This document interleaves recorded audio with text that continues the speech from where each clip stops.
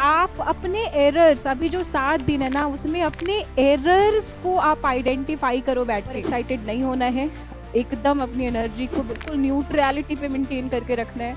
और हो सकता है आप थोड़ा अंडर कॉन्फिडेंट भी फील कर रहे होंगे। ब्रेन को रिफ्रेश होने की ज़रूरत होती है। आपका स्लीप साइकिल एकदम मेंटेन होना चाहिए for the last days of examination.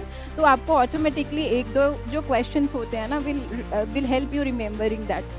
Hello बच्चों, last 7 days of your NEET examination, we respect your time. कुछ इंपॉर्टेंट बातें बेटा जो आप लास्ट 7 days में बिल्कुल ध्यान रखेंगे। आप मेहनत तो कर ही रहे हो, इन बातों को थोड़ा ध्यान दे लोगे तो there is going to be a boost in the marks.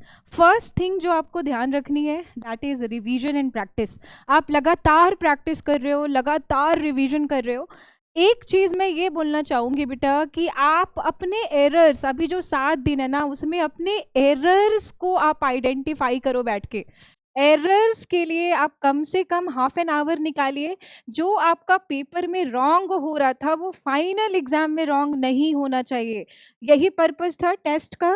तो जो आप टेस्ट दे रहे थे बेटा, जहां आपकी स्लिपिंग हो रही थी, -5 हो रहा था, उसको फटाफट आइडेंटिफाई कर लो। वो गलती नहीं करना है पेपर में, ठीक है। आप 1 आवर निकालिए, 1 आवर, और एरर को आइडेंटिफाई करके ख़त्म करिए।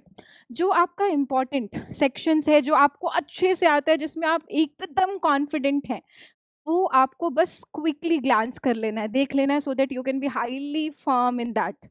जो आपका थोड़ा वीक है, थोड़ा सा टाइम दो, थोड़ा ज़्यादा टाइम दो। और अगर जो आपको लग रहा है कि not going to help so much, छोड़ दीजिए बेटा। अभी लास्ट टाइम पे don't run for the new things, new topics. Make it a priority that जो आपको आता है उसको आप प्रॉपर रिवाइज कर रहे हैं, और जो थोड़ा आपको लगता है कि ब्रश अप करना चाहिए उन पे आप टाइम डेडिकेट करिए। अदर देन दैट बेटा, आपकी ये होल सोल बुक है। लास्ट मोमेंट में मैं बार बार कह रही हूँ, आपको इन्हीं किताब को पलट के जाना है, डायरेक्ट क्वेश्चंस आएंगे। और आपने तो लगातार लगातार इतने साल तक मेहनत की है। तो now that is the time you should very wisely utilise this books. आपका मैं ये बोलना चाहूँगी, जो मार्क्स रेंज है ना, कई ऐसे बच्चे हैं जो हमारे पास 600 प्लस जा रहे हैं, 650 टू 670 एंड देन अबव, और किन्हीं किन्हीं बच्चों का कम होगा। हमारे लिए दोनों ही बच्चे एकदम प्रायोरिटी में है। चाहे आपका मार्क्स 650 प्लस जा रहा है, we respect your marks, we respect your energy and we appreciate it. आप प्लीज़ बने रहिए लास्ट एग्जाम तक, इसको एकदम कंसिस्टेंटली मेंटेन करिए।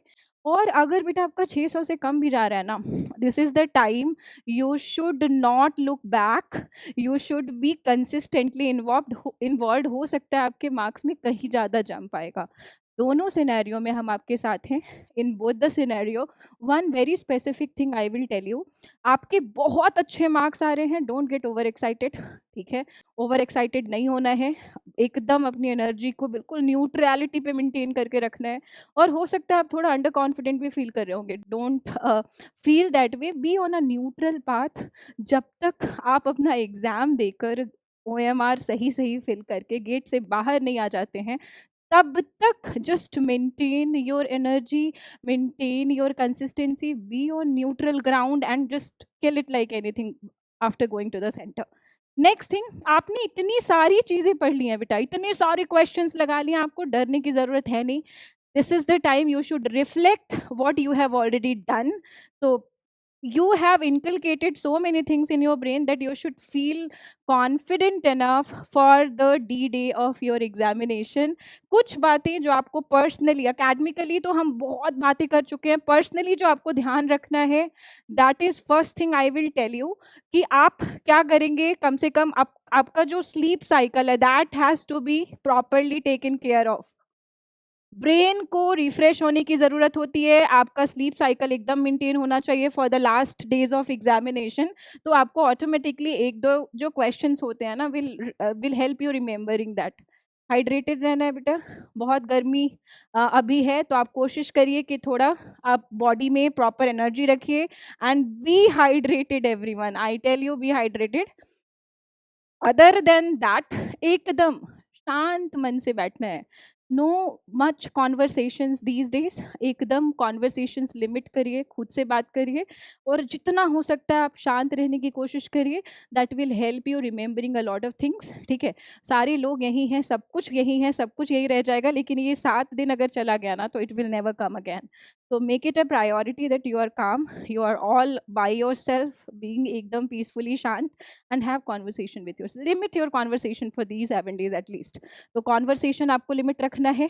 And other than that, take proper care of yourself. आप इतने मेच्योर्ड बच्चे हैं, you have already been taking care of.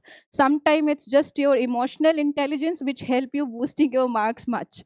तो आपको उन चीज़ों का बिल्कुल ध्यान रखना है. हम सब हैं बेटा, 4 मई को वी ऑल विल बी एकदम कमाल करने वाले हैं साथ में. आप तो जाओगी, हमारा मन भी वहीं लगा रहेगा आपके साथ. तो make it a priority that you are taking very good care of yourself. Test के एरर्स की बार बार मैं कह रही हूँ, आइडेंटिफाई कर लो. जो भी गलत हो रहा था वो नहीं होना चाहिए गलत. That will make a huge difference. Other than that आप अच्छा कर ही रहे हैं. आप जैसे भी सिनेरियो में हैं, we all PW teachers are with you always. Go make your day a D-Day, very rocking day, and just conquer your dream which you have been thinking of. So that is the time. Just maintain your energy, and all the best, bachcho, all the very best.